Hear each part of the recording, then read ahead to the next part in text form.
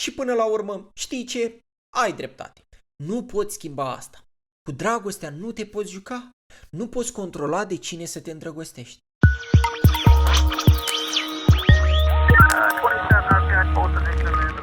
Salut! Uite că a venit și sfârșitul de an. Bă, și ce an! Unul urât în care nu ți-a ieșit aproape nimic. Unul de care abia aștept să scapi și când auzi că 2022 e după colț, așa ce te bucuri. Sper tu, nu, că 2022 va fi un an mai bun. Nu va fi. Vei avea un 2022 cel puțin la fel de prost ca și predecesorul lui. Știu că vrei să mă contrazici pentru că deja ți-ai făcut planuri mari pentru 2022. Ai început cu tine pentru că nu, schimbarea vine din tine și ai zis că în 2022 vei duce o viață mai sănătoasă. Tocmai de aia ți-ai făcut deja abonament la sală și ai zis că de la 1 ianuarie te lași și de fumat. Dar nu o să reușești. La sală vei merge de vreo 2-3 ori până când îți vei da seama că rezultatele alea pe care le aștepți nu vor veni doar pe exercițiile alea pe care le faci și că vei avea nevoie și de o dietă strictă de care chiar să te ții. Iar când vine vorba de dietă, știm cu toții că e greu. Mai sunt și ceva crânați de la Crăciun, mai e și o salată beof și na. Oricum, vei renunța. Cât despre fumat, 1 ianuarie va deveni de luni va deveni de lunea viitoare și tot așa vor trece luni până când îți vei da seama că ție de fapt îți place să fumezi mai mult decât îți place să, nu știu, duci o viață sănătoasă. Oricum, ți-ai zis că vei da la o parte tot ce e toxic din viața ta, chiar dacă asta ar putea să însemne și anumiți prieteni. Și da, vei încerca, dar după o perioadă îți vei da seama că parcă n-are viața farmec așa fără cineva toxic pe lângă tine.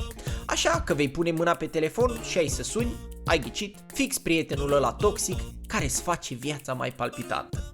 Mai o bârfă, mai o caterincă, mai un hate, fix ca în 2021. Știu că ți-ai făcut și niște planuri pe termen mediu și lung, planuri care de altfel îți vor garanta succesul. Dar după ce vei încerca să le pui în aplicare, îți vei da seama că ele necesită timp și nu vei mai apuca să te bucuri de micile plăceri cotidiene, cum ar fi să scrollezi zilnic pe Facebook 9 ore.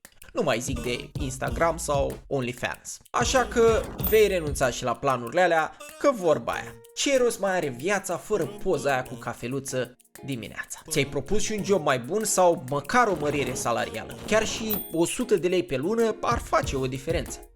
Și te-ai pregătit în direcția asta atât moral cât și spiritual pentru discuția aia grea cu șeful tău. Numai că înainte de a te întoarce la muncă, fix în momentul în care ți se termină concediu, vei primi un mesaj de la șeful tău. Un mesaj în care îți va explica cum lucrurile nu au decurs așa cum se aștepta el în 2021.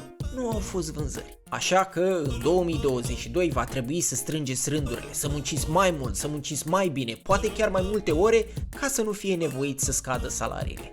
Că știi cum e, sunteți o familie și știu că ți-ai făcut și un backup plan și ți-ai cumpărat biletul ăla câștigător la extragerea loto din seara de Revelion. Extragere loto care vine cu un pot din ăla masiv care îți va schimba definitiv viața. Dar, ghiși ce? Nu ai să câștigi. N-ai avut tu șansa să te aleagă fosta atunci când ai concurat doar cu amantul ei. Da, păi să fii tu ăla unul din 13.983.816, ăla unul care chiar câștigă la loto. Hai mă, ce dracu. Ai zis ca măcar pe plan sentimental să faci o schimbare în anul ce vine. Dar cum să faci o schimbare când tu te simți atras de același tip de persoană cu care nu ți-au ieșit ultimele 7 relații? Și până la urmă, știi ce? Ai dreptate. Nu poți schimba asta. Cu dragostea nu te poți juca. Nu poți controla de cine să te îndrăgostești. Dar nu-ți fă griji.